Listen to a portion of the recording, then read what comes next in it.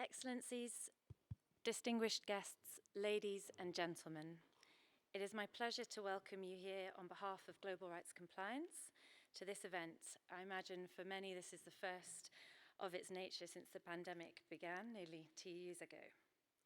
For those of us who don't know, GRC was founded by Wayne Jordash QC in 2003, and we have him here this evening. We are an international hybrid law and development firm made up of international lawyers and development actors. We specialize in legal services associated with bringing accountability for atrocity crimes and seek to achieve justice through innovative application of the law. We are honored here to have the award-winning film director Skye Fitzgerald here in person with us in the Netherlands for his premiere of the Oscar-nominated film Hungerward.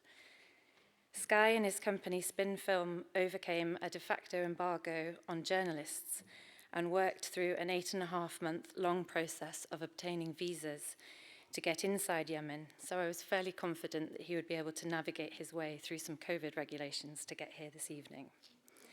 We're also privileged to have collaborated with this event with UN OCHA, and I would like to take this opportunity to introduce Kirsten Mildren, who will be moderating this evening's event.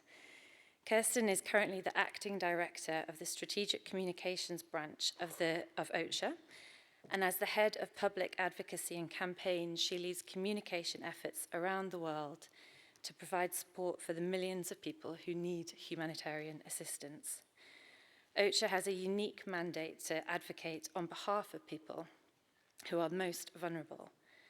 As the organisation tasked with coordinating the global emergency response, it is Kirsten's job to keep attention focused on some of these humanitarian issues. Kirsten has been with OCHA for 17 years and has worked on nearly every major crisis in that time. As you will have seen behind me and as you've entered, we are proud to exhibit photographs from another award-winning journalist, Giles Clark, who has documented Yemen's unfolding tragedy, but also the resilience of its people for many years, and this exhibition will play again after the panel. We have watched over the last 6 years international attention on Yemen rise and fall. We have also watched as pledges of accountability have faltered. Yemen can't wait hashtags and the dangling of justice and peace, as tempting as it appears unobtainable. So it's encouraging to be here tonight to host this unique event and see a large and hopefully engaged audience to witness some of these uncomfortable and disturbing scenes. But for now, just some brief housekeeping matters. COVID regulations, so when we're outside in the foyer, masks on, in here, no masks. Please could I ask everyone to keep phones off and on or on silent. Skye is going to, in a moment, introduce his film, which will run for 40 minutes. We had a bit of a delay with people getting in, but after the film, we will have a panel discussion for about 40 minutes as well.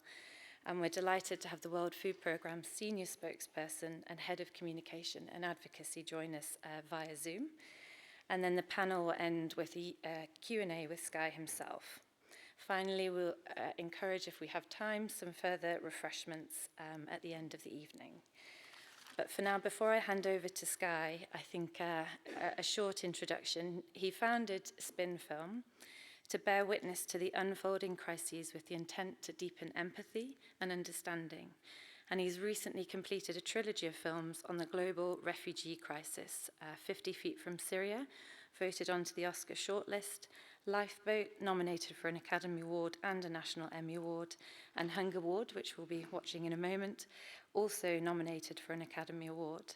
He is a member of the documentary branch of the Academy of Motion Picture Arts and Sciences. And I welcome you to come up and introduce the film, Skye.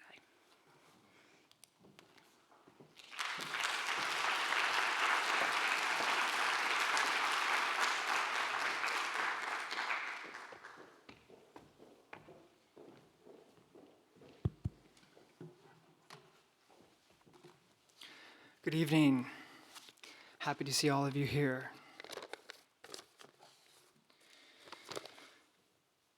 I look around this room and I think The organizational work of the UN is needed. The life-saving work of the World Food Program is needed. The work of global rights compliance to document and create a legal framework for pursuing human rights violations in Yemen is critical. The work of Mawatana is vital.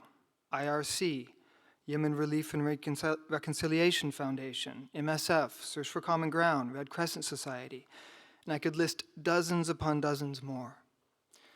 Sadly, the work of all these organizations is needed and has been needed in Yemen for 7 years now.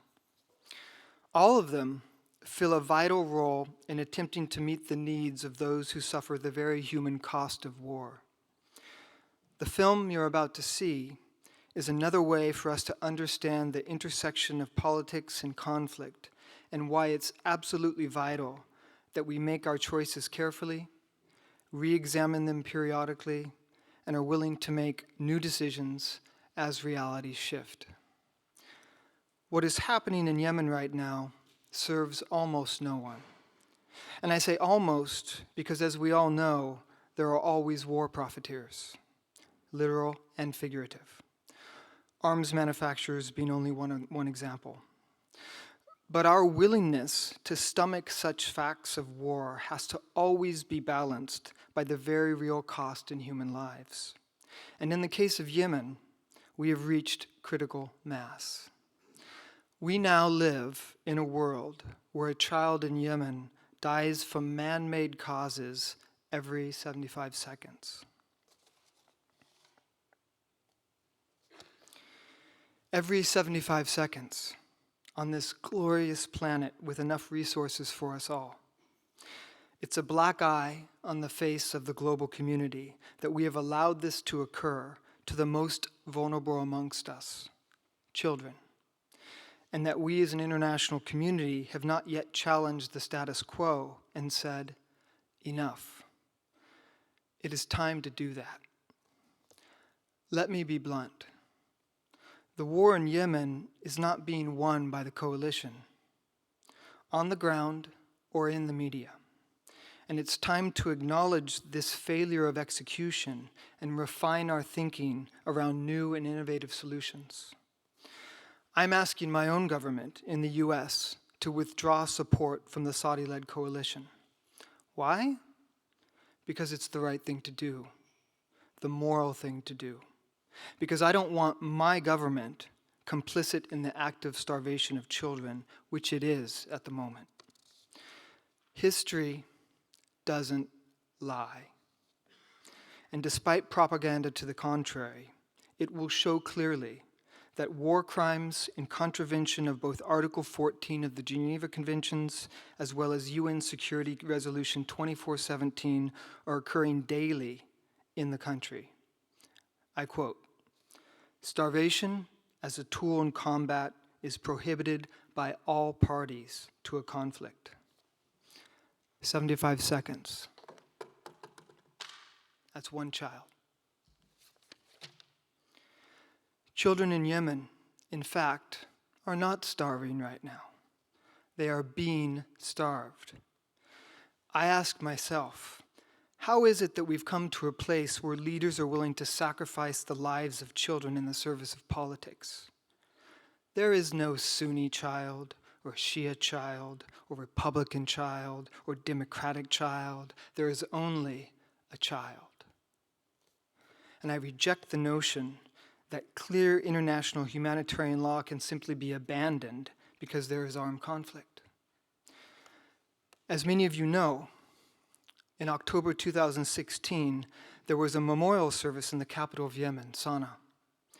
This memorial service was hit by a missile attack. While I was in Sana'a filming Hunger Ward, I spent time with Ali Al-Aqwa, a civilian witness who was at the memorial service and survived. A missile fired by the Saudi coalition with operational support of my country tore the building apart and killed an estimated 140 people, many of them women and children. 75 seconds. The attack was a triple tap.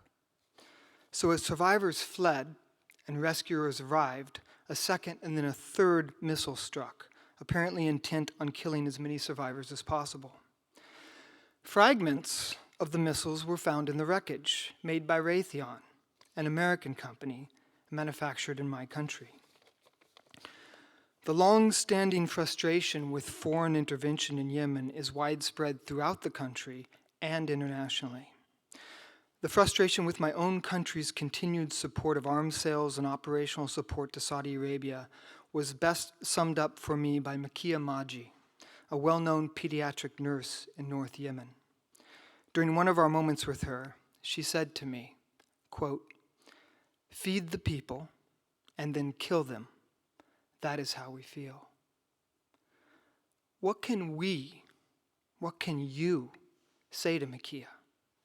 To the reality that the Saudi coalition, in particular, is both responsible for much of the funding of food aid to the country, but also directly responsible for indiscriminate missile strikes on civilian targets that have killed tens of thousands of civilians and are clearly war crimes as identified by Human Rights Watch, Mawatana, Amnesty International, and other human rights groups. What do we say to Makia? Another 75 seconds. Regardless of our nationality or politics, we ought to care that a 10-year-old child can weigh 13 kilos, or a 6-year-old can weigh 7 kilos. All of us should be horrified that that reality exists today, and it does. I reject the continuance of the forces that allow that reality to continue. There is a child in Hunger Ward, the film you're about to see, named Omema. When we met her, she was newly admitted to Sadaka Hospital in Aden and was so weak she could hardly sit up. And over the course of several weeks, I watched Omema receive treatment by committed and compassionate doctors and nurses with resources supplied by the INGO community, including the World Food Program and UN. And Omema actively watched these caregivers as they cared for her, and I watched her watch them. And slowly, very slowly, her condition improved, and she got better. She began to thrive again. And at one point, I asked her what she wanted to become when she grew up. And she said simply, "A doctor." A week later, I walked into her room and saw her offering a capful of water to a young child. So here's a child recovering from starvation, offering sustenance to a younger, more vulnerable child. We learn by watching. And just as we learn selfishness and greed, we also learn kindness and generosity and compassion. 75 seconds. I think of that moment often. How, by watching nurses and doctors act with grace and compassion, Omema learned the value of compassion. She began to proactively act with compassion towards others. To me, this exemplifies the best of humanity and what we must all do for each other, no matter our place in the world, our work, or our faith. I end with a quote from a favorite author. "The opposite of love is not hate, it's indifference." I've probably said too much. I usually let my work speak for itself. So with that, I hope you'll sit back, engage with Hunger Ward, and most importantly, remember that there is something each of us can do to change what you're about to bear witness to. Thank you.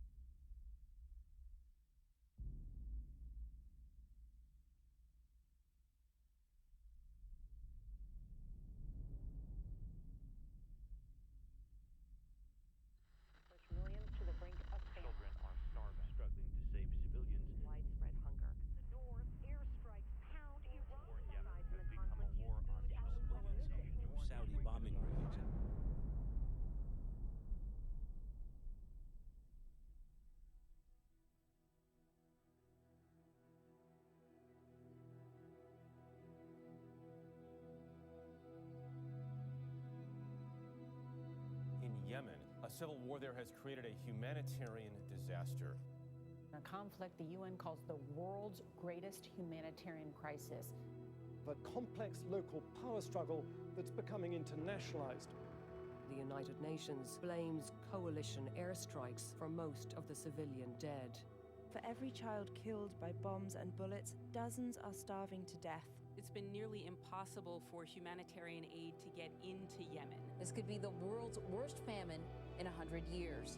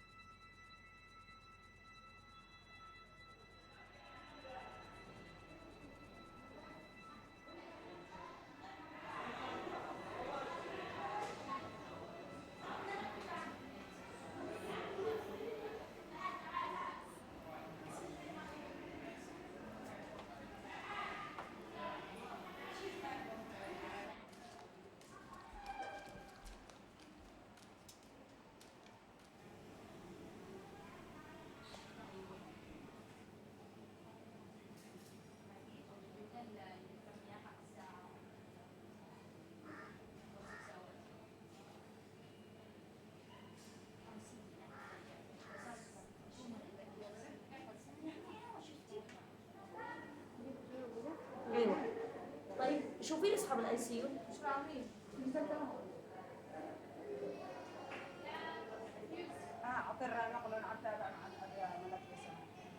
اوكي هسه احنا قلت امر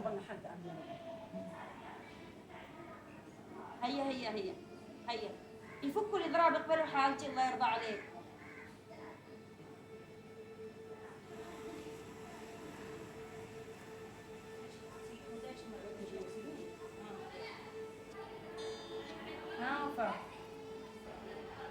لأنه بيعملوا لنا انتبيشن يا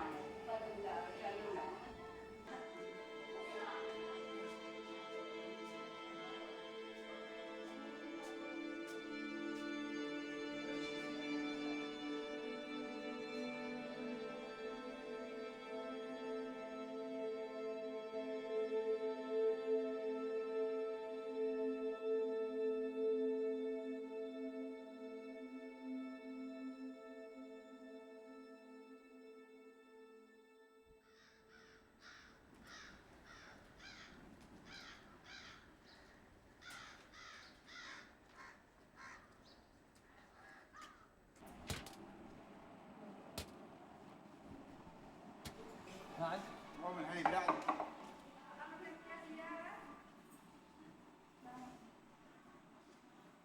طيب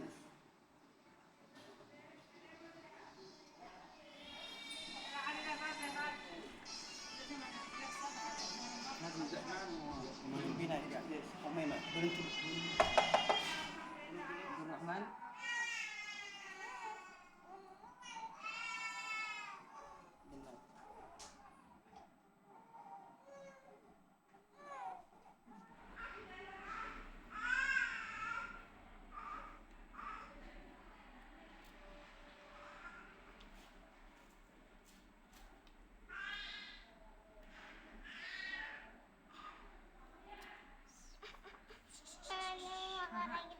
عادي اسمع ما ينفعش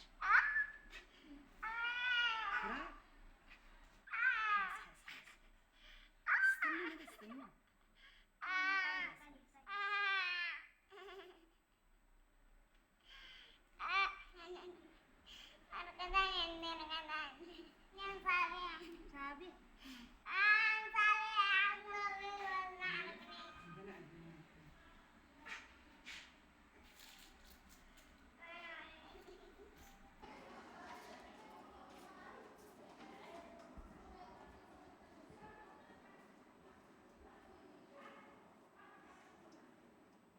أمي ما خلاص شابعة مش بتاكلي؟ تمام. هو مش هكذا، هو شوفي المفروض إنه يعلمونك إنه بعد ما تكملي شوفي بعدين في معانا ايوه لازم تاكل دواء ممكن تشرب مي معاها شربيها مي اوكي تمام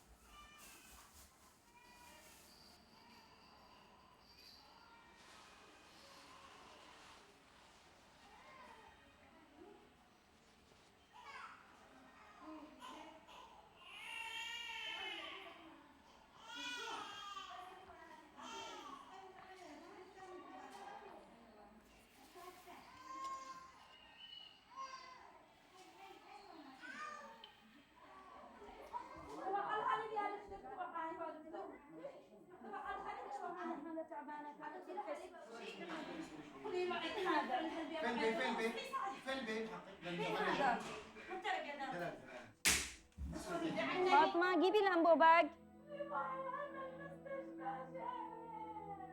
عبدو كلهم الأنبو باج لأنها دافئة الذهب يا كبير الذهب يا كبير الذهب يا كبير الذهب يا كبير خمات على البنية ويوم يا اليوم يوم البيت كبير وأنا في البيت سريع الدبير المياه افتحي الباب افتحي الباب عبدوا يبندي ويا الرجال هذه دقيقتين ونروح يا ابو حبيب سعيد لمن عاتق يا الليل عمان قد تعالى ويومي على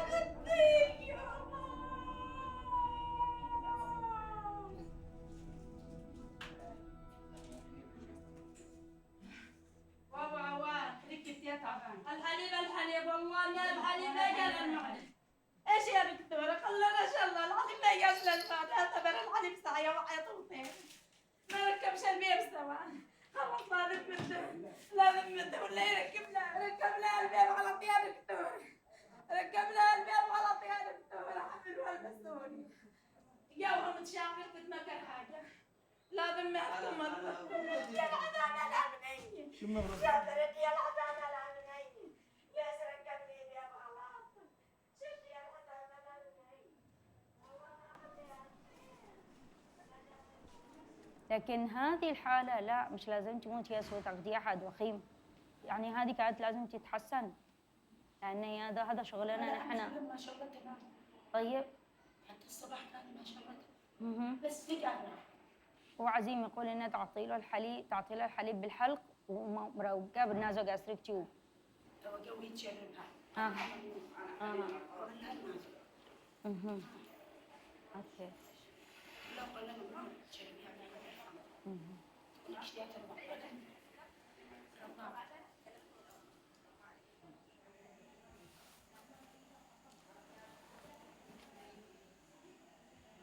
مش تعبانة والله انها لا ترضع حليب والله انها لا ترضع لازم ناتكم كم هي مريضة لازم ناتكم الله لا سامحكم الله لا حاضر تمام اوكي شكرا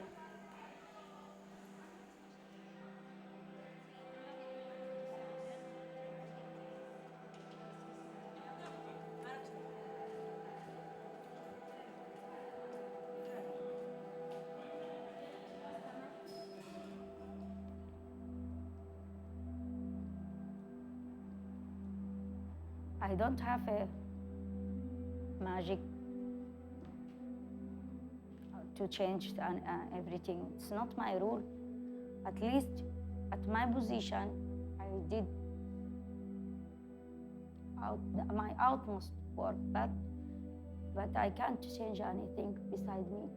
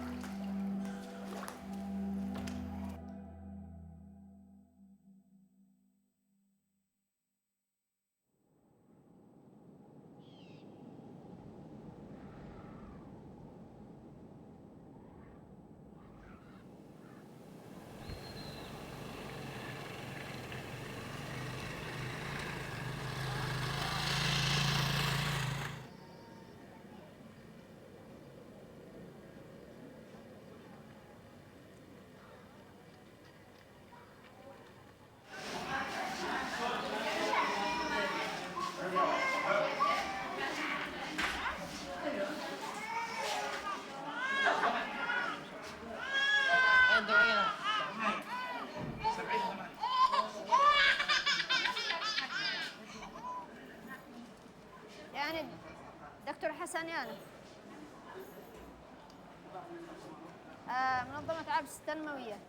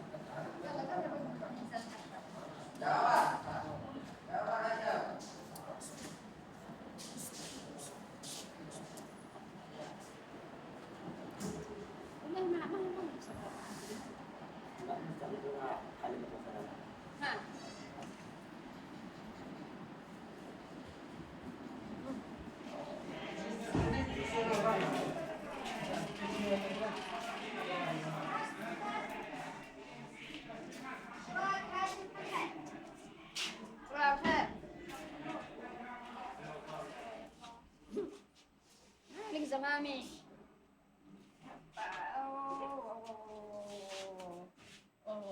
وش امتحنا اليوم؟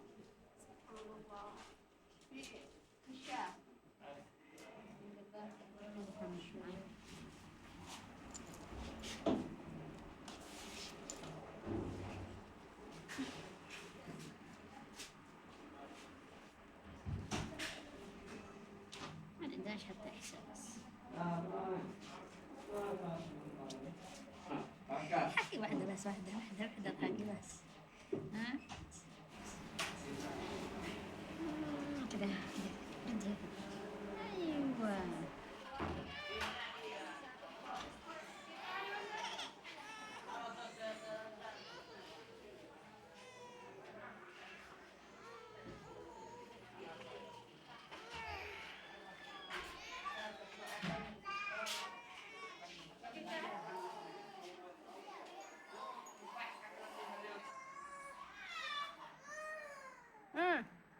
أمال مدري ما اسمها.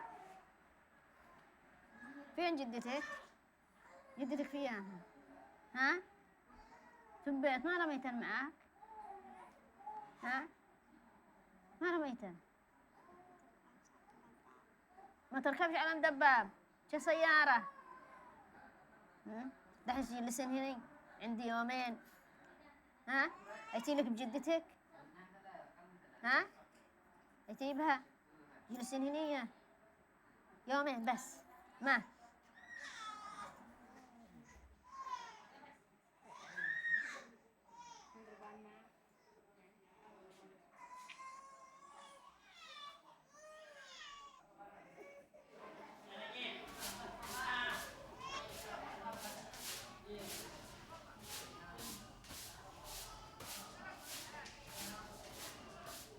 يا أبو عبير كم معك أطفال؟ هي 5. كم تكفيها على أساس إنك توفر غذاء لها؟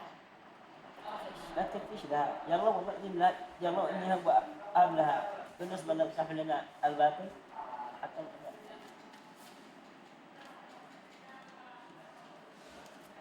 ها هذه شل لها عصير وبكرة اركب دباب وبكرة يتم جدتها. ايش تضحكين بس واحدة بس واحدة ضحكة واحدة أيوة.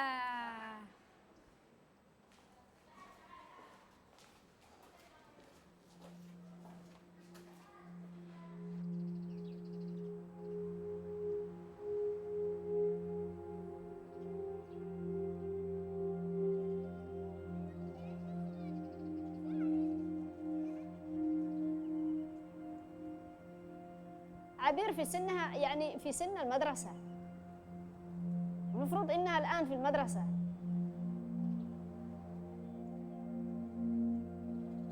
انتهت البنية التحتية.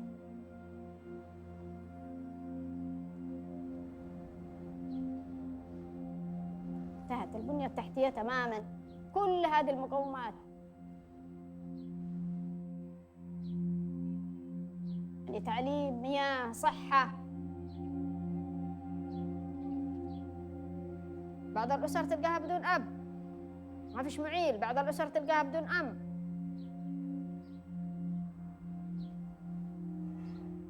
لأن مثل ما قلت لك، إذا ما فقدناش الأطفال من سوء التغذية فقدناهم في القصف.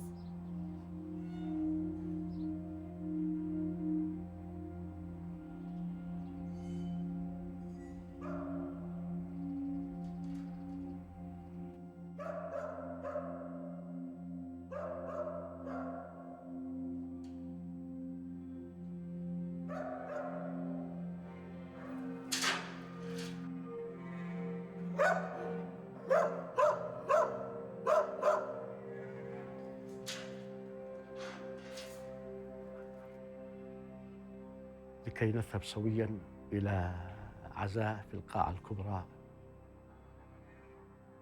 فور وصولنا إلى خارج القاعة وبعد نزولنا من السيارة، وإذا بي أسمع الطائرات تحلق فوق رؤوسنا.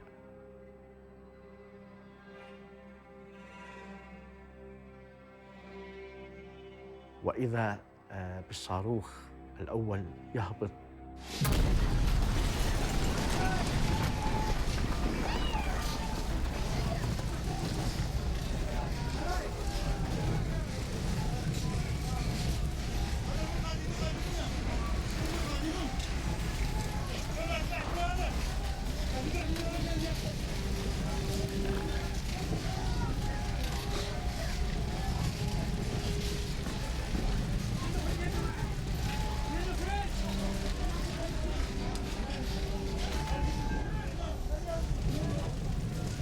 أخذت موبايلي وأنا أرى الناس وهم لا زالوا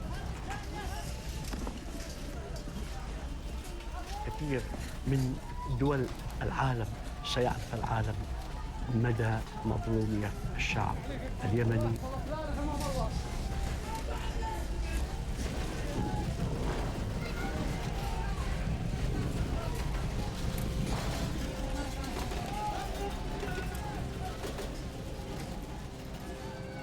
ثلاث دقائق إلى 4 دقائق بالضبط كانت ما بين الصاروخ الأول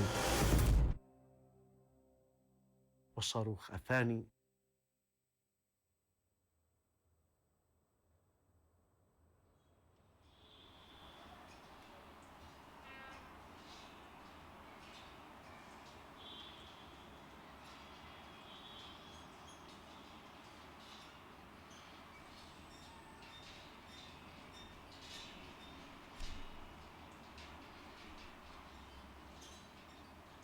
مع من كان معنا أشخاص يعدوا بالأصابع.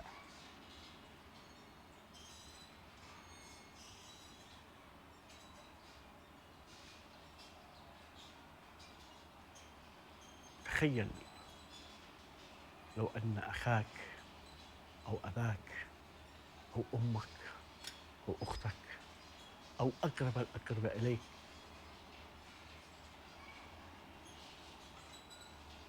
هل ستسكت على مثل هذه الجريمة؟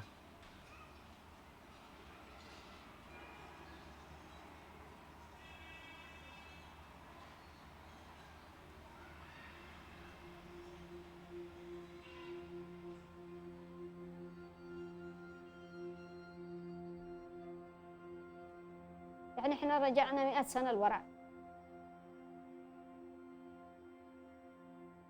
يعني أصبحنا احنا في يعني بدائيين. عبير مثلها مثل باقي الأطفال، يا تعيش يا تموت.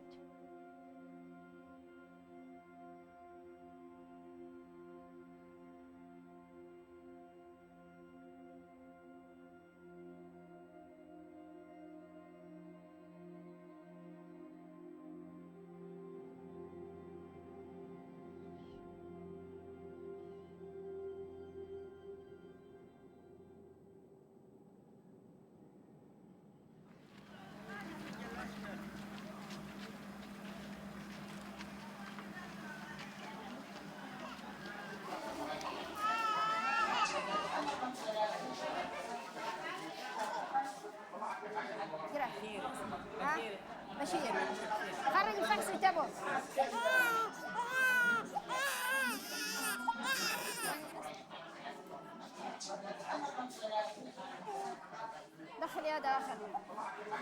هاتي بقدر على امه، بقدر على امه اكتبها. هذا في مساح.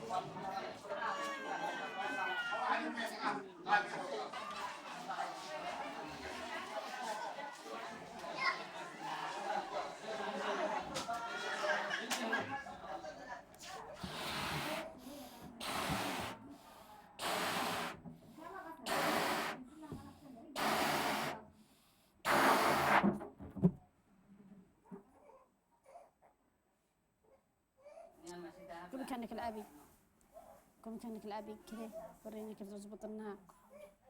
إلا قومي، قومي لاعبي مع ودارة كلهم بنيك، انتي جدي تمجن. ها؟ اضحكي كرك واحدة بس، واحدة ضحكة، واحدة يا تاك، واحدة. عيني ذاك. عيني تعال لاعبي.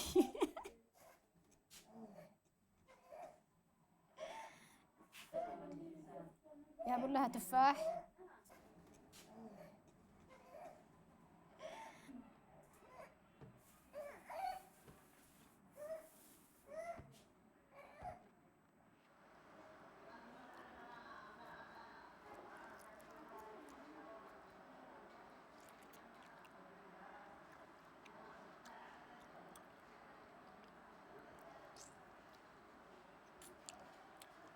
كلي لما شبعين. تمام. ايوه.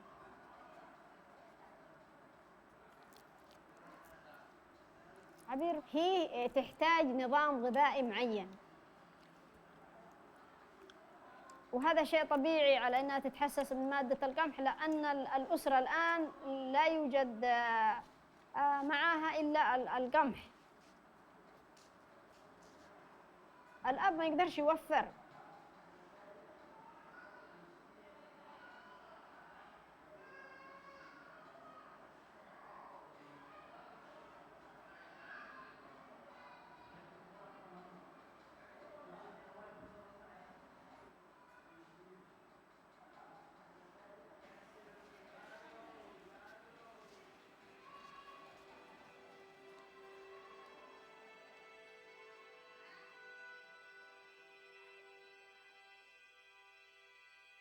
مؤلمة أن نرى أطفال يتساقطون كما يتساقط أوراق الخريف نتيجة نتيجة مجاعة، نتيجة سوء تغذية.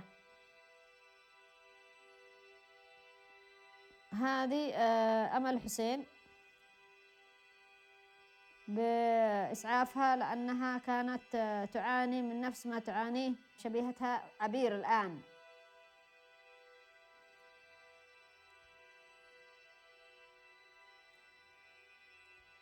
وأكبر لعنة على التحالف وشن الحرب على أطفال اليمن. فالآن أمل يعني انتهت، توفت.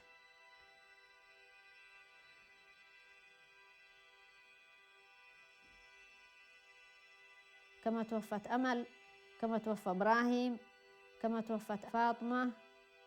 كأنك فقدت أخ، كأنك فقدت ابن، كأنك فقدت أحد أفراد الأسرة.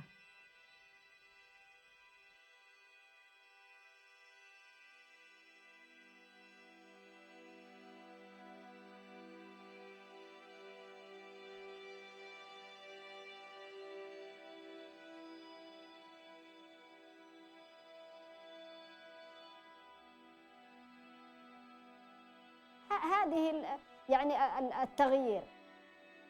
أما مسألة إن تلف وترجع لنفس المكان، اللي يلف يلف يلف ويرجع لنفس المكان.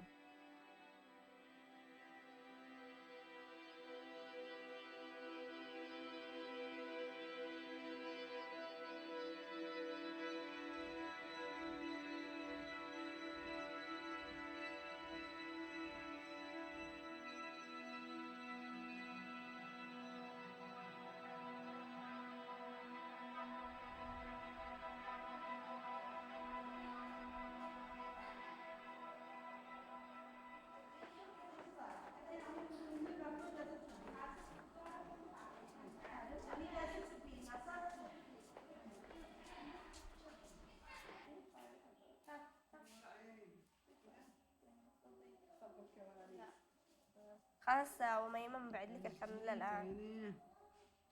أوه لا فين البداية فين النهاية عميسة ده بعد يدي بعدين صدق الحق. تشتي مقص؟ لا نشتي فكي حيابيك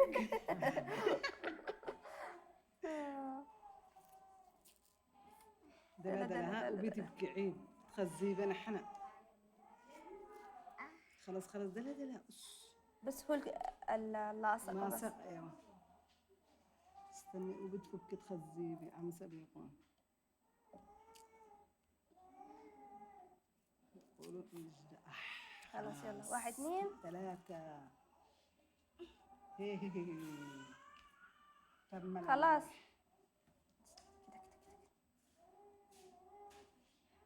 خلاص بيروح يلا قسي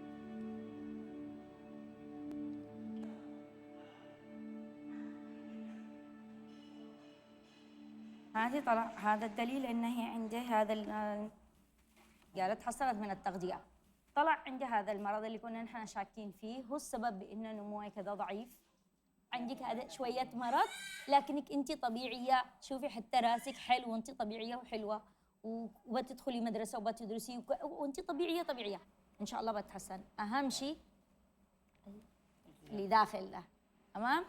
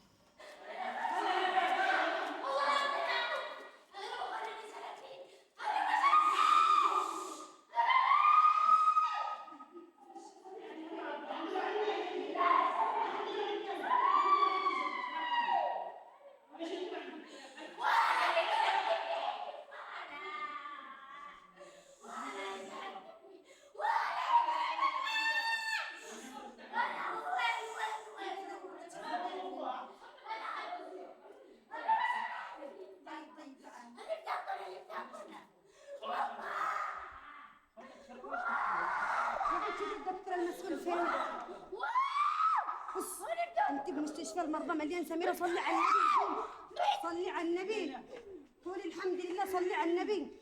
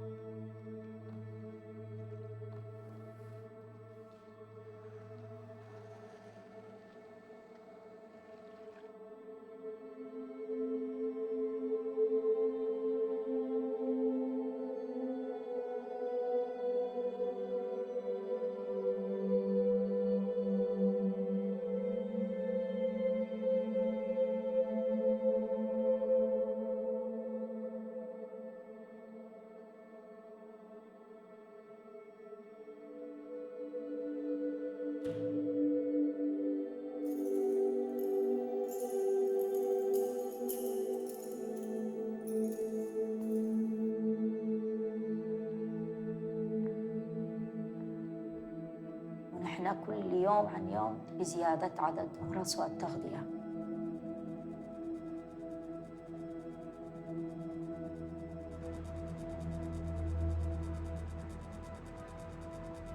كافي، كفاية نحر.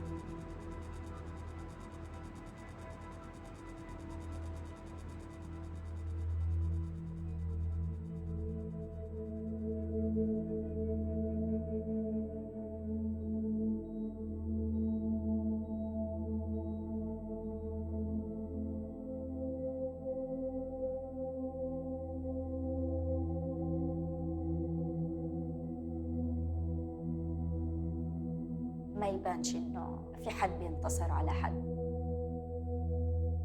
حرب زائدا طفل معناته حرمان، حرمان من كل شيء.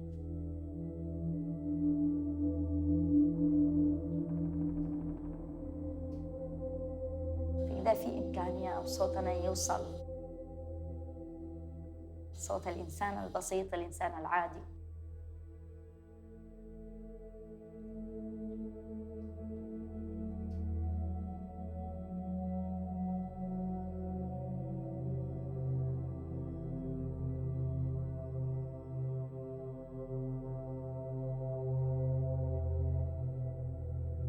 وأبداً إحنا ما بنقولش إنه تعودنا على إنه نشوف وفيات، لا بالعكس. ما نقدرش نقول إحنا متعودين على الوفيات، لا لا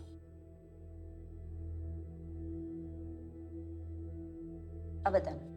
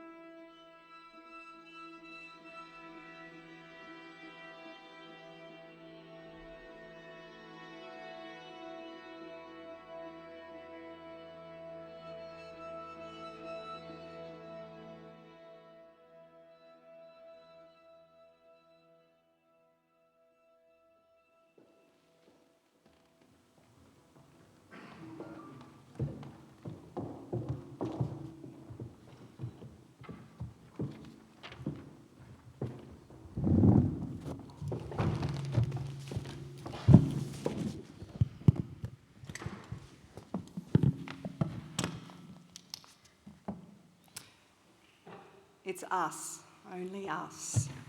None of these children needed to die. No child needed to starve to death. A child starving to death means that we have failed as an international community to protect those children.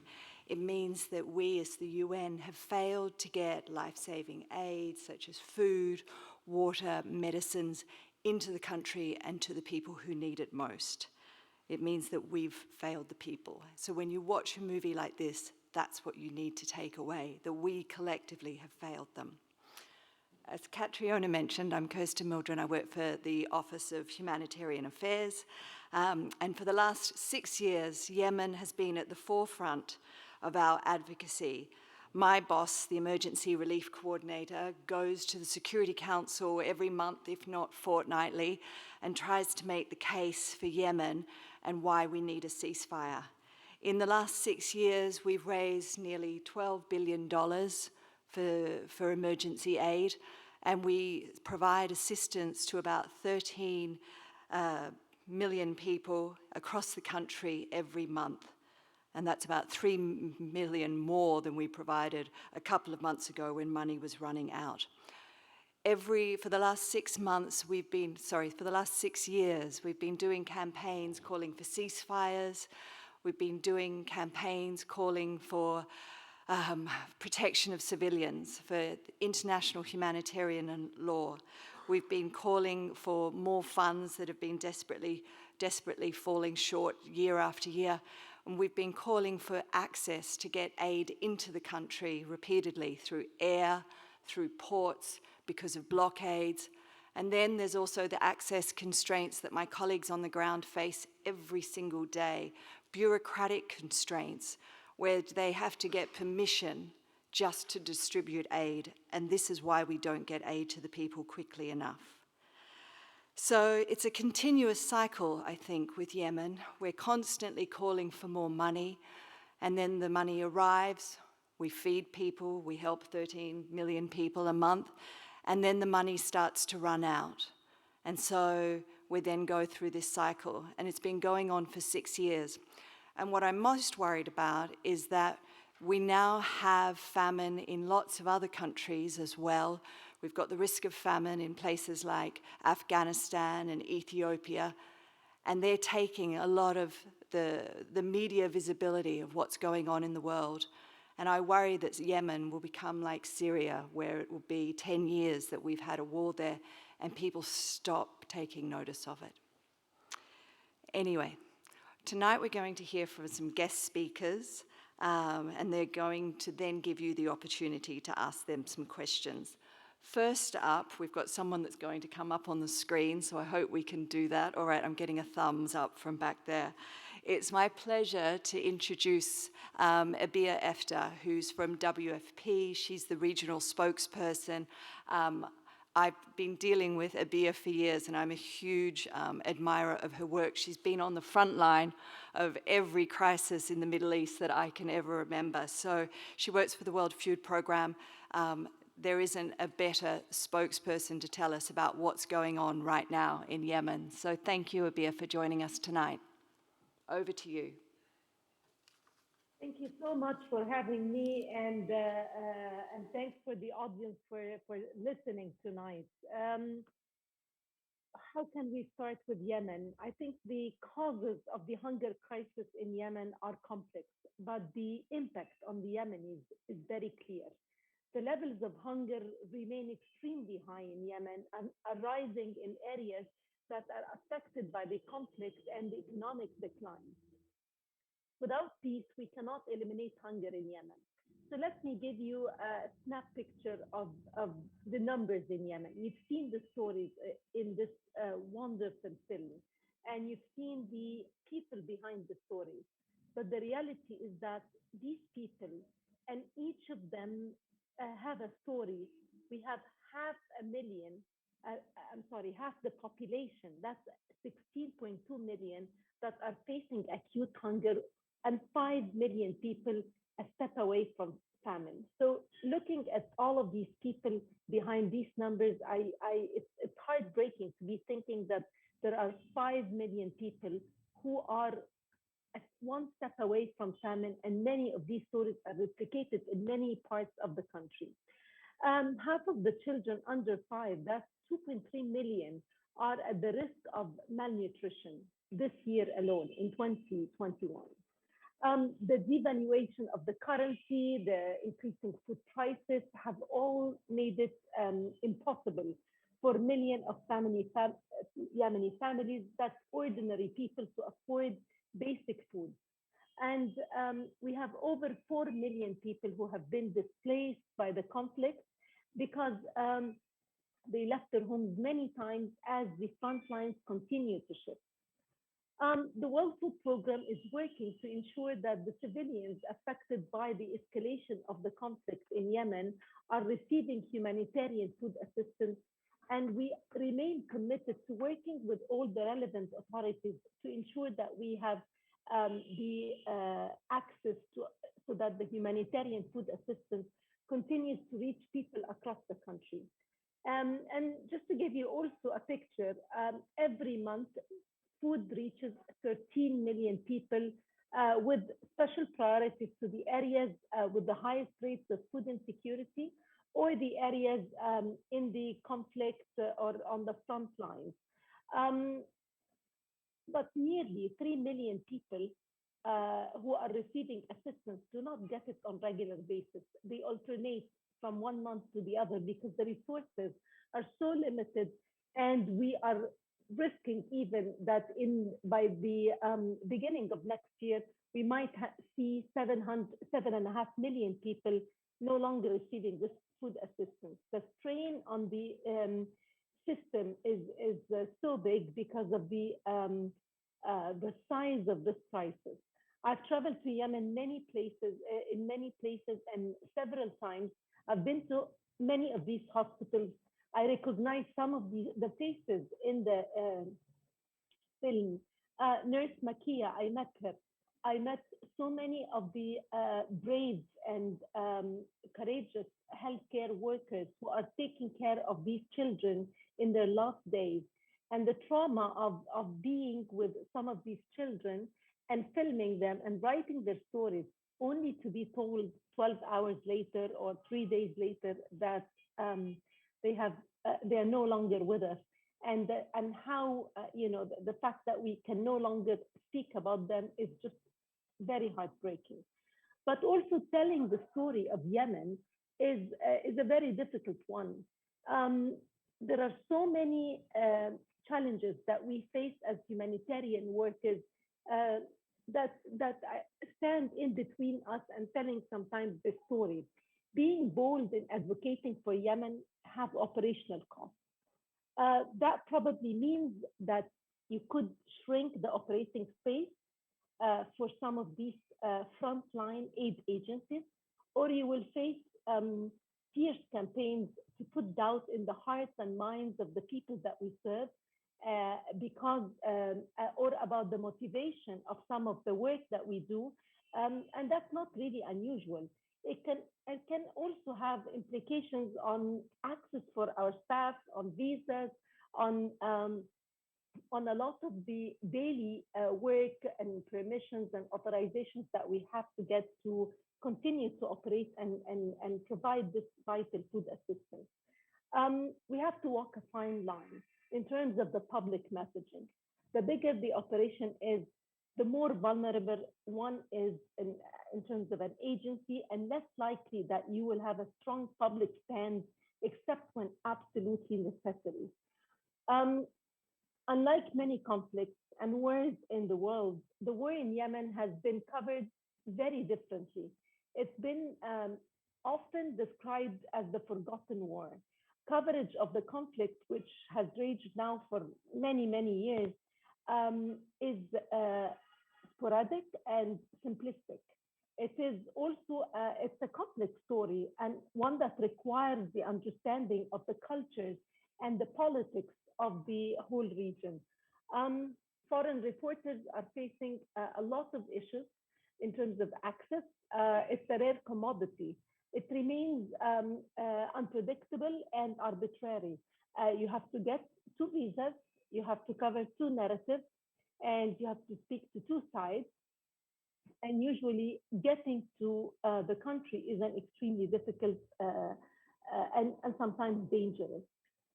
So it's a challenge. So this is why I really admire this film, because it shows the real face of hunger and conflict in Yemen. Thank you very much. Over to you. Thank you, Abeer. I know it's probably late in Cairo, but if you wouldn't mind staying with us, because we have a Q&A coming up. But thank you for that, and you definitely have your work cut out for you. I'm now going to introduce you to Gerard Steeghs. I think I got the pronunciation wrong, but I'm not very good on Dutch surnames. Gerard is with the Ministry of Foreign Affairs. He's Netherlands Director for Multilateral Organizations and Human Rights. He's also been a former ambassador in Cairo, Tripoli, and the Special Envoy for Syria for his country. So over to you, Gerard. Thank you. Thank you. Thank you very much. Is it work? Yeah. Thank you very much. And I want to start off by saying that nothing that I can contribute now will have anything more to say than the very powerful images of the film Hunger Ward. So I'll try to sort of just give a little bit of additional information on the role that we try to play in this horrible situation. The Yemeni people have faced this horrible situation since 2014, basically. At the start of 2021, it was mentioned, I think, about 12 million people in Yemen were in acute need of humanitarian aid. The number of cases of acute malnutrition among children under 5 is unparalleled. It was just mentioned by the previous speaker. These two can easily become abstract notions, but I think your film has brought that back to us in images that we cannot put out of our heads. The movie we saw brings the statements and the numbers to life. The movie also makes abundantly clear that we should not look away, and that we have to continue to support the people of Yemen, and that we should put all our efforts in finding this political solution that has been elusive now for so long. With reference to Tolstoy's famous opening line about unhappy families, every conflict is also, I think, unique in its own horrible way. That being said, there certainly is an aspect of the conflict in Yemen that starts to become eerily recognizable. All too often, conflict goes hand in hand with hunger. Worldwide, it's now one of the biggest causes of hunger conflict.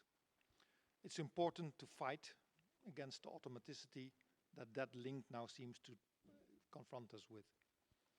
And we see it repeated over and over again in Ethiopia, in Syria, and of course, as the film showed, in Yemen. One part of that linkage is that hunger increasingly is used as a weapon of war. And we are here in what has been called the legal capital of the world. We are proud of that. And we host some of the most international courts, most famous international courts. And two are actually housed here in the Peace Palace that is graciously hosting us here tonight. It means that the Netherlands is committed to upholding and defending a rules-based international order. We are an advocate of ensuring accountability if human rights law and international humanitarian law are violated. And it definitely applies to our efforts to end the use of hunger as a weapon of war. Our efforts in this regard have started during our stint as a member of the UN Security Council in 2018.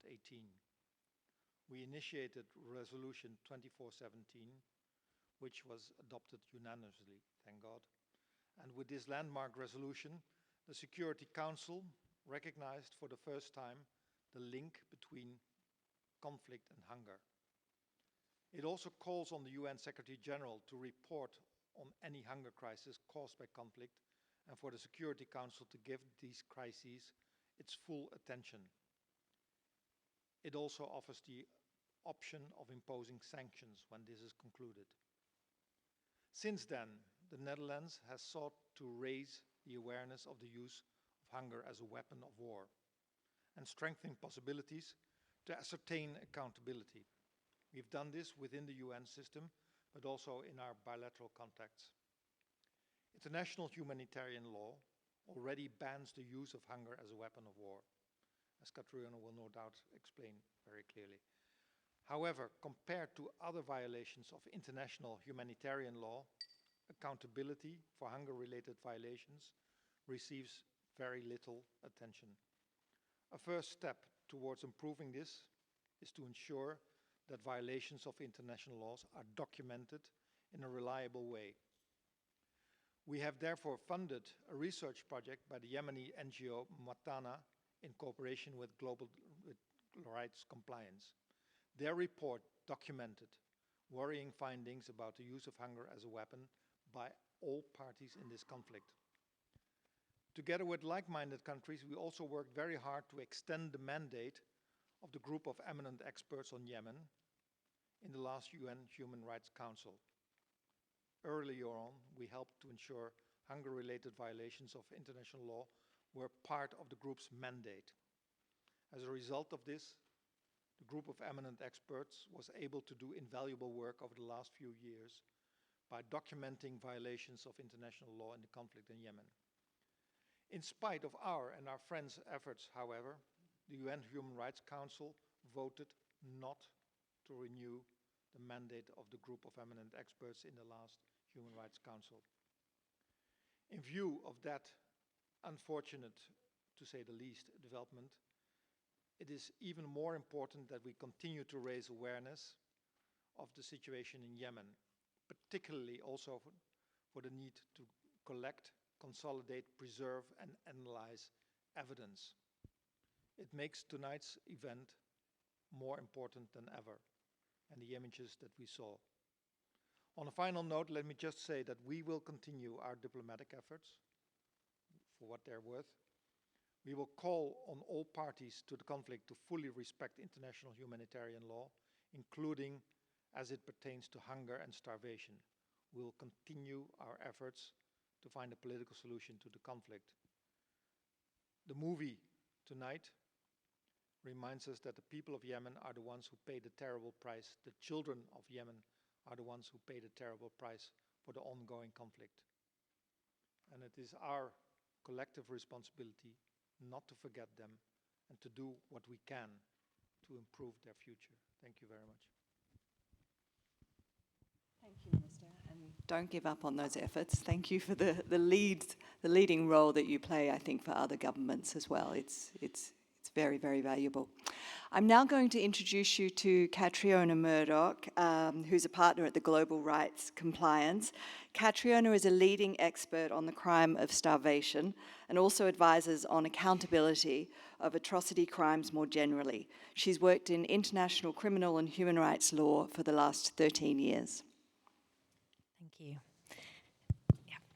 I'd like to thank my panellists for their insights into Yemen's humanitarian crisis and, of course, to Skye for your incredibly important film. GRC have been engaged in starvation work since 2017 in collaboration with a range of CSOs, states, humanitarian agencies, and UN mandate holders. And we are proud partners with the Netherlands on our mass starvation project, and we would wish to thank them for generously supporting us for this evening's event tonight. Yemen was the genesis of our GRC starvation work, and we've been humbled to collaborate with our Yemeni partners, Multilateral Organization for Human Rights, who were rightly nominated for this year's Nobel Peace Prize. And it is with them that we launched our Starvation Makers report that Gerard has just mentioned. And this was the result of a year-long investigation with fearless documentation inside Yemen by Multilateral. And the results really were stark.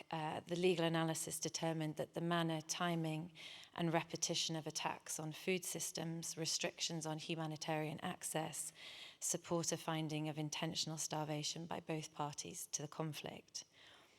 But I'm not going to go into the law, given the time, and we're running over, but I would like to spend just the next few minutes before giving the floor to Skye and to you all, just to address 2 points. And the first is why humanitarian access violations should be seen in the context of atrocity crimes. And then second, how we can collectively work towards rendering starvation morally toxic. There are so many facets to conflict and hunger to discuss, including why it's never been prosecuted, but tonight I want to highlight this issue on humanitarian access, particularly given the panellists that we've got, and to consider why this conduct is too often siloed within humanitarian operational challenges rather than within an accountability framework. Now, a cornerstone to international humanitarian law and the protection of civilians is the unimpeded passage of humanitarian relief and the absolute prohibition on the willful obstruction of that relief. But there is, I think, a tendency to view the obstruction of humanitarian aid as a slightly lesser crime, and whilst an airstrike of a grain store may get some coverage and hit the headlines, the hindering of the movement of indispensable supplies will usually not. And yet, often you'll find that a party who is restricting access has a nexus with these other violations, and indeed the lack of respect for IHL prohibitions or the failure to implement positive IHL obligations is often quite telling in relation to a perpetrator's intent. In many ways, then, these violations and the intimidation or arrest of aid workers, the bureaucracy that Kirsten's mentioned, the diversion of aid are the worst types of violations because, by their definition, they only arise after other violent acts have already occurred and when a civilian population is already on its knees. I also wanted to try and contextualize this violation in order to try and demonstrate just how abhorrent it is. And I think when you watch a film like that, and it's difficult, I think, when you're confronted with atrocity crimes in general, particularly as we sit in the grandeur of the Peace Palace, to really try and relate to the magnitude of that suffering. And it's, of course, really difficult to galvanize around an issue that you can't relate to. But in my view, I think humanitarian obstruction is one such violation that we could try to conceptualize here. And I think if we view humanitarian actors like the WFP or OCHA as first responders, akin to an emergency service, an ambulance, or the fire services, then I think by definition of their role, they're responding to a situation that's already life-threatening, where essential items are needed for survival because of previous acts, whether they're deliberate or otherwise. I think if you can imagine then a life-threatening situation here in The Hague and calling for an ambulance and being promised one that will arrive, only to find that it doesn't. And then imagine waiting for another ambulance to arrive, but that's diverted to a different emergency before it ever reaches you. And then I think if you imagine waiting for hours for an ambulance to arrive and it does, but it's stripped of all of its medical facilities or equipment or pain relief, and then imagine witnessing that event over and over and over again. And then imagine learning that the reason that the ambulance never reached you was because of a deliberate policy by an organization, or indeed your government, to ensure that you would never receive the help that you so desperately needed. I think if we can imagine that here tonight, the horror of waiting for that ambulance and it never arriving, then our reaction would be, I think, to ask for it to be investigated, for it to be called out, and where appropriate, for someone to be held responsible. And I think that's how we can work towards rendering starvation morally toxic and thinking about it in that way.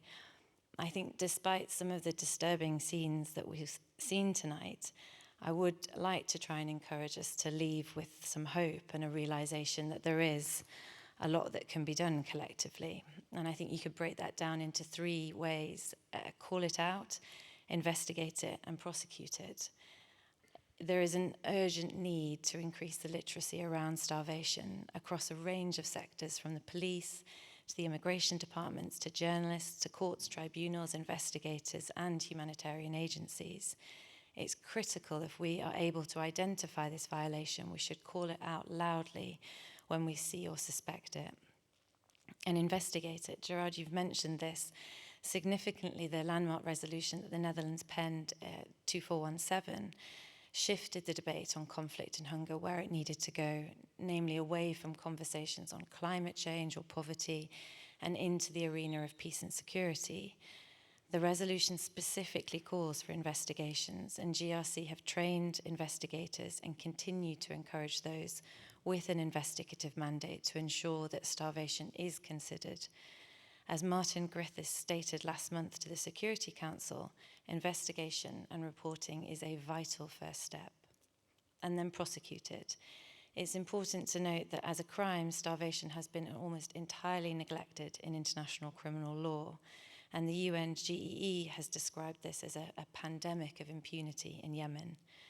Until 2019, there was a significant barrier to prosecuting this as a war crime across almost all of the conflicts that it was appearing to occur. And so GRC was privileged to support Switzerland and the Netherlands again in their historic campaign to amend the Rome Statute to include starvation as a war crime in a non-international armed conflict. And that was passed in 2019. Now, if this amendment is ratified, it could act as a much-needed catalyst. So I do feel that we can leave with some hope, and I thank you again, and I'll hand over to Skye.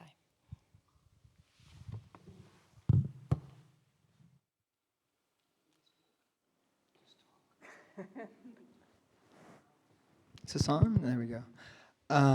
I kind of said what I wanted to say at the beginning, but one more thought. The famous German playwright Bertolt Brecht once wrote that art is not a mirror to hold up to reality, but rather a hammer with which to shape it. And I share that because that's the creed I live by as an artist, as a filmmaker, as a storyteller.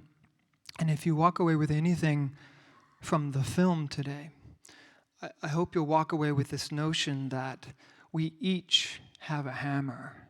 You have a hammer. You have a hammer. You have a hammer.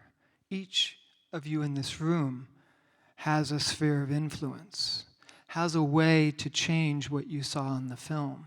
And I challenge each and every one of you to take that hammer and change the reality, because it's going to take all of us. No one alone can do it. We all have to build an alliance to change the reality that children are dying of starvation in 2021. That reality shouldn't and doesn't have to exist.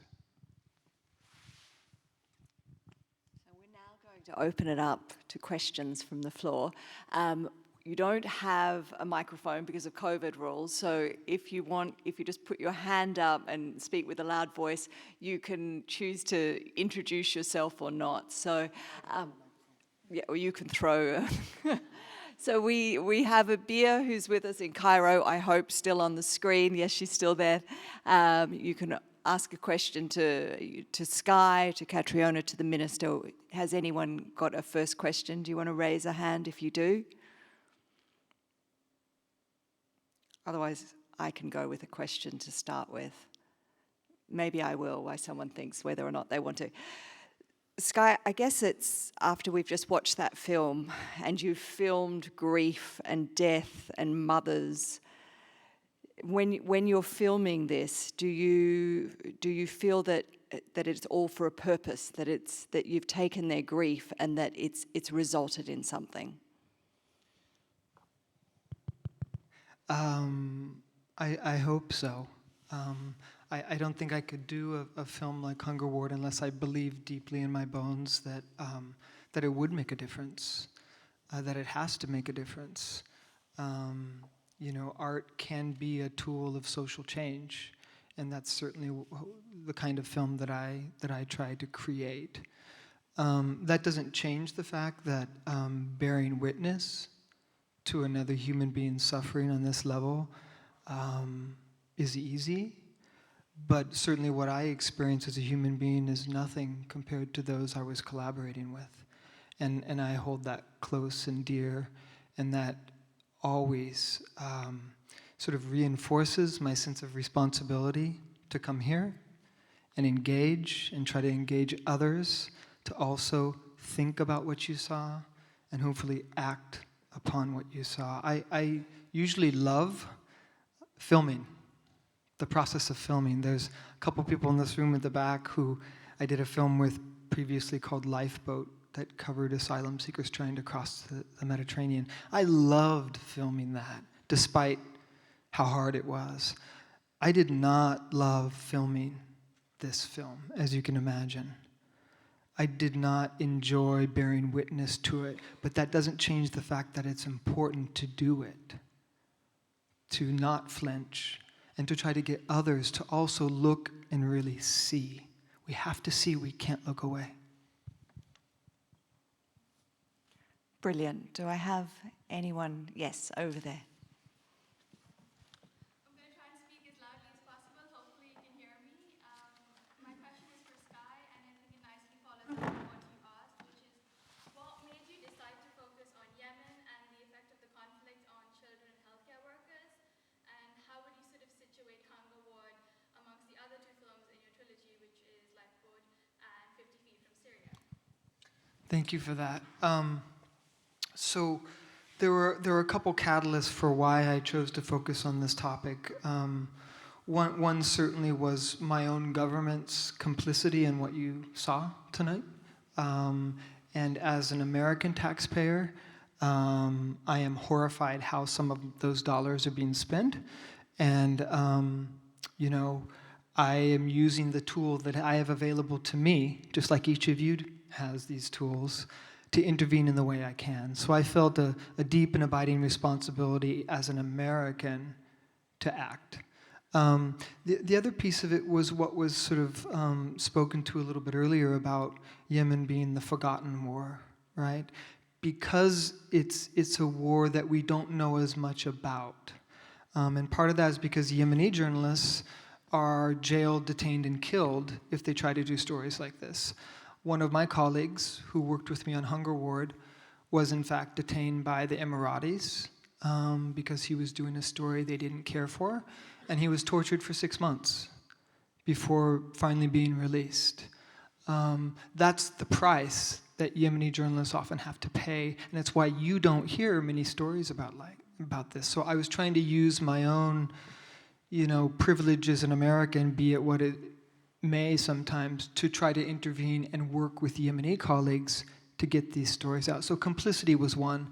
And then the scale of what is happening in Yemen, as all these statistics have spoken to. Compassion fatigue is real, right? You can hear as many statistics as you want, and we become numb to them.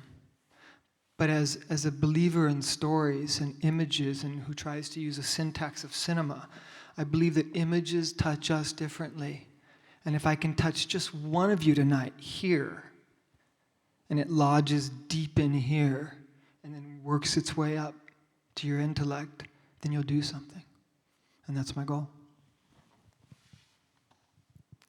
Do we have any more hands in the audience? Yes. Hello, thank you very much for your presence here tonight. We heard before that it took you 8 months, I think, to get your visa approved and now access to Yemen. So what were the challenges of accessing Yemen, and what were also the challenges of filming this movie that you faced?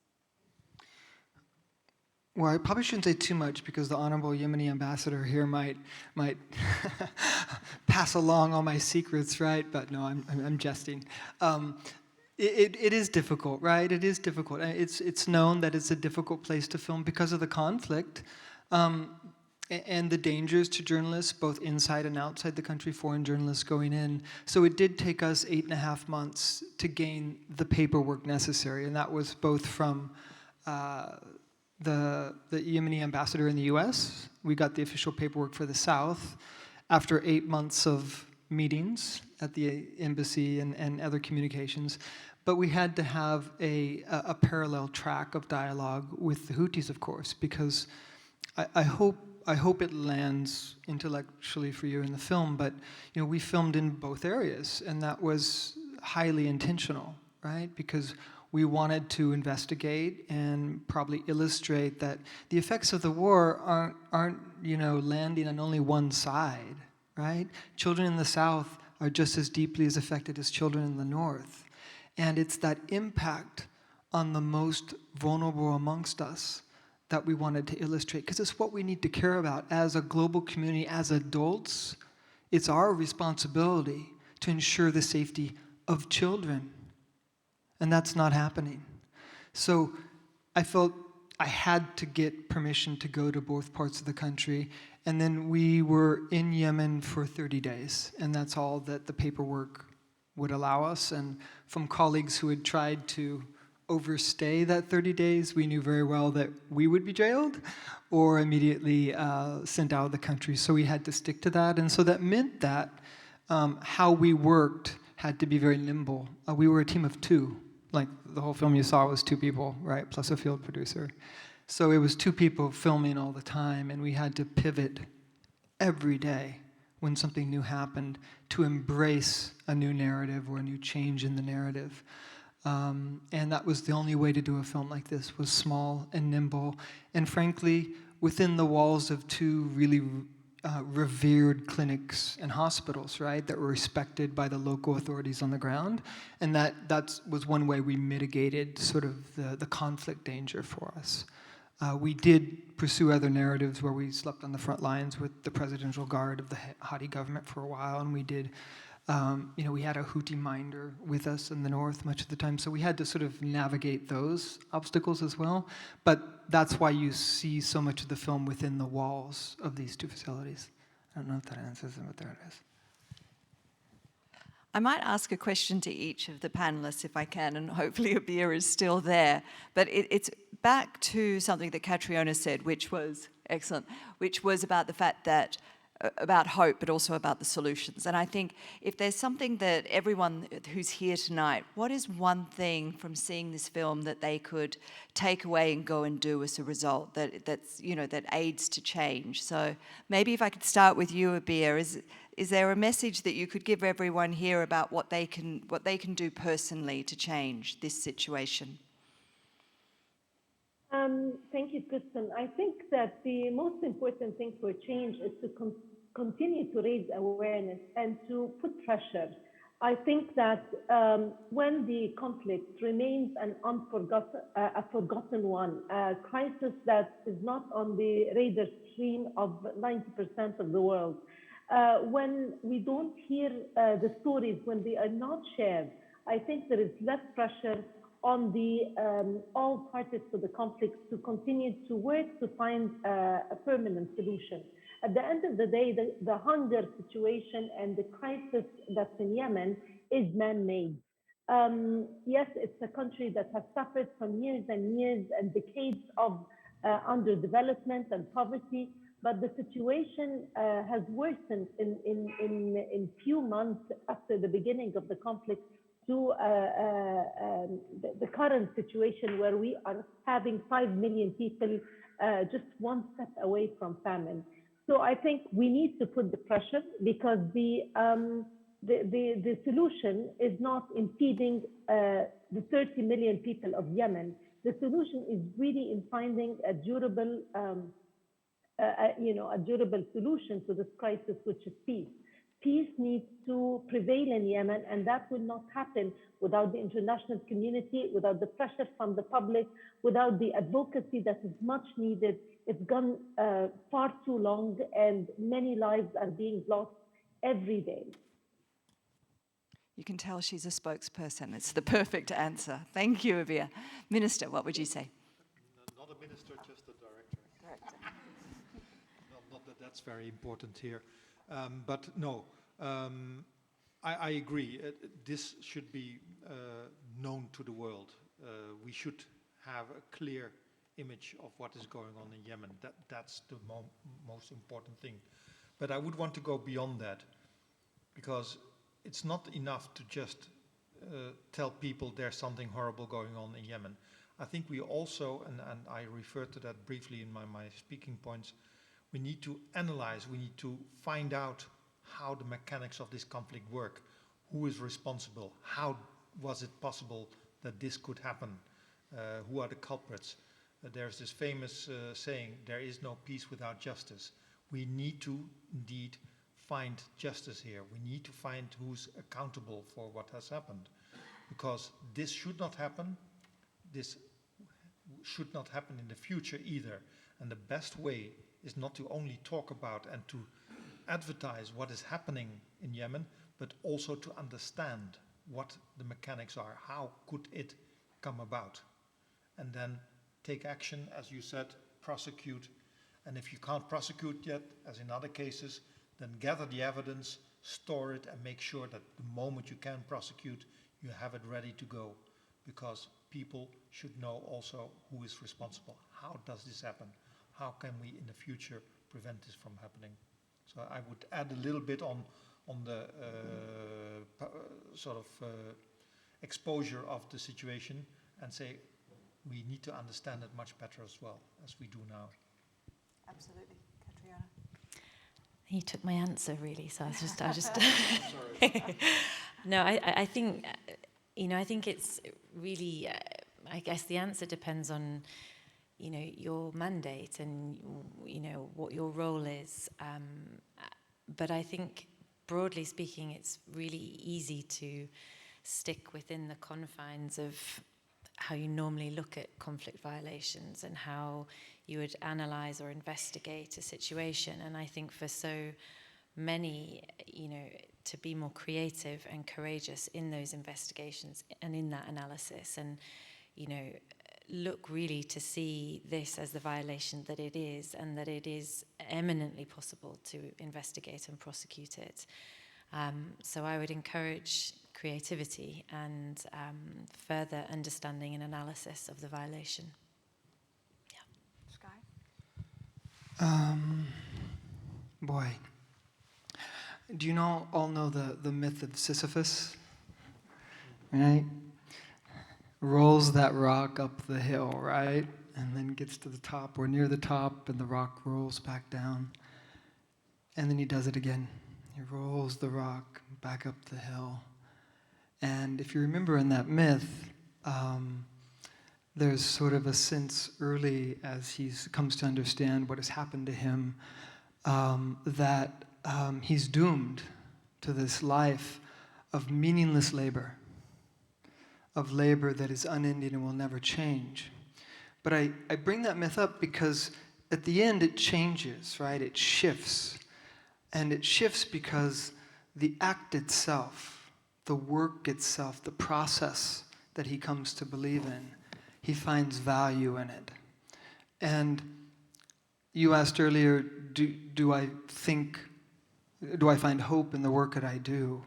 And it's similar to Sisyphus in a way, right? Because we can all set a tangible, concrete goal about, what we'd like to happen in Yemen on what timetable.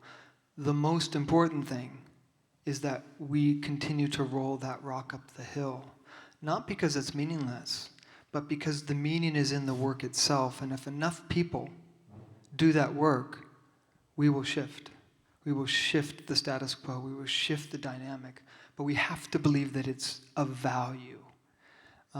So I encourage each of you to start rolling that rock up the hill. And remember the end of the myth, not the middle of it, that if enough of us are doing that, we can change what is happening in Yemen. Many of the people I work with describe their job as similar to pushing that rock up that hill. Yeah. Do we have, yes, Ambassador? No, please. Thank you very much. It is very sad really to see the people, the suffering of the people. I am Yemeni. I see that because I am Yemeni. I lived in Yemen for my whole life, so the suffering is not a new thing to me. But also seeing this situation always remind us that we need, we Yemenis first, before the world, need to break this circle of suffering, struggle,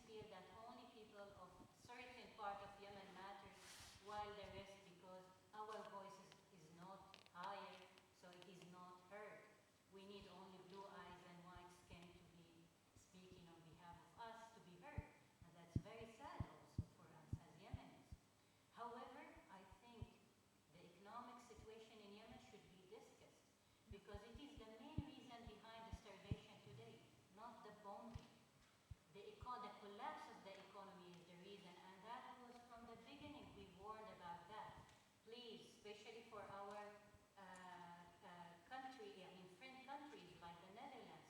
Don't stop the development aid. Don't focus only on the humanitarian aid, because humanitarian aid, after now 6 years, we see the failure of only taking that approach to help the Yemenis. From the beginning, before the war, we Yemenis depended on the foreign aid, and that was a main resource for us to help the Yemeni people. And it stopped completely after that.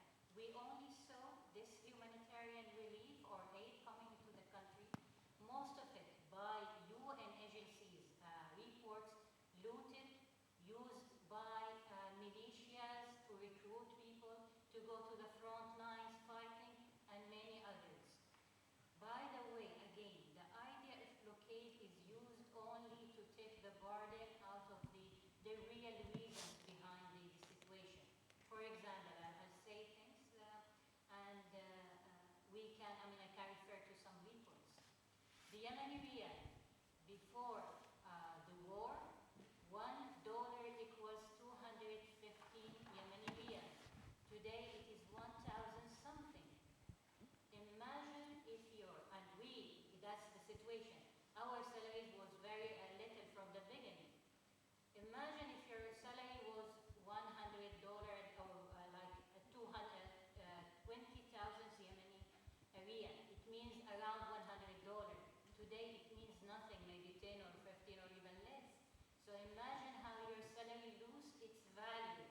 The devaluation of the Yemeni riyal, it is one of the most important, not important in a good way, that the worst part of the consequences of the war is the devaluation of the Yemeni riyal. Because even the people who are not living in the areas of the direct confrontation or not affected directly by the war are affected directly by the devaluation of the Yemeni riyal, because the purchasing power is not there anymore, and that's very dangerous for all of us Yemenis, and all of the people are suffering. That's one reason behind the starvation in general, and those very, not only poor, I mean, very, it's really broke my heart seeing those children and how it's the situation. But that's happening in a very large scale. And some people can go, some people cannot, some people will not. And I mean, there are many reasons to be discussed behind that. The salaries, especially the areas under the Houthi regime, now for more than 3 years, they haven't been receiving salaries. Imagine your life without salaries. What can you do? What can you purchase without salaries? And there are many other things, I mean.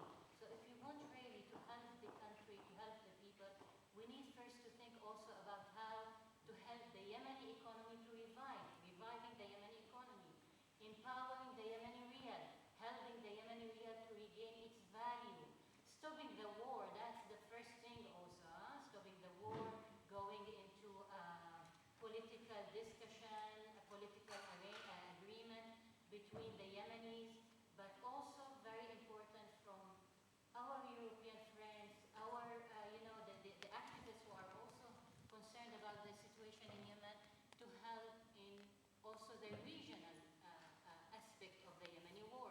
As you can see, you have here the nuclear deal with Iran. Push Iran to stop that destabilization role in Yemen, in Syria, in Lebanon, in Iraq, and everywhere. There are many things to be happened, so please, starvation is not only about stopping bombing, starvation, crisis, and everything. There are many things to be discussed and not to be oversimplified by stopping airstrike. May I? Quickly, I would love to rebut every point. No, thank you, Honorable Ambassador. I would love to sit here for the next 2 hours and try to rebut every single one of those points, and I'm not going to put anyone in this room through that, but maybe we could pick this up afterwards. I do want to say, I have to say, though, that, you probably all know David Miliband of the IRC. He has this great quote that he wrote when we were actually filming in Yemen, and he said, some of you probably know this, the humanitarian groups can stop the dying, but politics has to stop the killing, right? So the war has to stop, right? And the blockade, in all due respect, Ambassador, is actively killing children, and it is an act of war, and it's a crime. Makia, who you all saw, the nurse in the north, some of those children that you see in the film died after we filmed because they didn't have diesel for her generator. She gets the diesel from the port of Hodeidah, which is part of the blockade enforced by the Saudis and my government. So the blockade is important to talk about, and it is a critical factor that's actively killing and starving children. I'll leave it at there, but I'd love to pick up some of those points at some point later. Thanks, Skye. From the UN's point of view, many of the points you just raised before are 100% correct, particularly about paying salary, particularly about the economic situation and the fact that that right now is aggravating the famine. So 100%, and if we had a longer evening, we'd be able to talk through all of these and give more context to this crisis without a doubt. So I am really conscious that... Oh, yes, okay. Just one... We're almost done. I just wanted to say in response, because I think that was one of the reasons why I mentioned humanitarian access violations, and the report that we've documented has been documenting all sides to the conflict. And so our findings have clearly shown that the humanitarian access violations are more predominantly perpetrated by the Houthis. So it was something that we were very keen to investigate and ensure that balance. And also the report does include the withdrawal of salaries, the withholding of salaries, and some of the economic warfare tactics that have been used. So I just wanted to reassure that that has been very much covered. And yeah, so over to you. Very, very briefly, I mean, having worked around the Middle East and most of the time in quite nasty conflict situations, I'm very much aware that most of these situations are extremely complicated. There's all sorts of interests involved, there's all sorts of good intentions, war crimes, what have you involved from all sides usually. I mentioned also that this is a conflict in which all sides have perpetrated things that should not happen in any country, and certainly not in this time and age when we are supposed to know better with all the history that we have behind us. That is why it's extremely important that we are able to get honest, objective information out of this kind of a situation, so we can actually find out what is happening, how can we make it better, should we stop doing what they're doing because it's hurting people. Well, and that's why it's a bit of a tragedy that in the Human Rights Council we were not able to prolong the mandate of the eminent persons to just go out there and find out what is happening, who's doing what. This is, especially in a situation as complicated as it is in Yemen, of extreme importance. So I hope in the future we can talk indeed about the situation based on knowledge that comes from a good place. So thank you very much for detailing indeed again how complicated these things can get. Everyone, I want to thank you all for coming tonight. That's a very good first step to learning more, to watching, to hearing everyone speak. I want to thank the speakers, including you, Abeer, if you're still there in Cairo, for giving only, I think, a brief amount of time for what's needed for a subject that we could talk about for many more hours. I know many of you also raised your hands, and I didn't there hasn't been enough time to let you ask questions.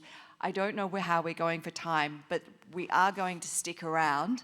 I don't know whether they've taken drinks away, but you will still have the opportunity to ask questions. And please, obviously Abeer needs to go to bed in Cairo, but please do come and speak to our guests and ask them questions. It's really a subject which I think everyone is incredibly passionate about and that we'd all like to talk more about. So thank you so much for coming this evening. Thank you to the Peace Palace for giving us such an amazing venue to hold this tonight. And thank you, Catriona, for organising it, for Skye from coming all the way over, and for making this documentary, and continue to make these documentaries because the world needs to see these issues. Thank you, everyone.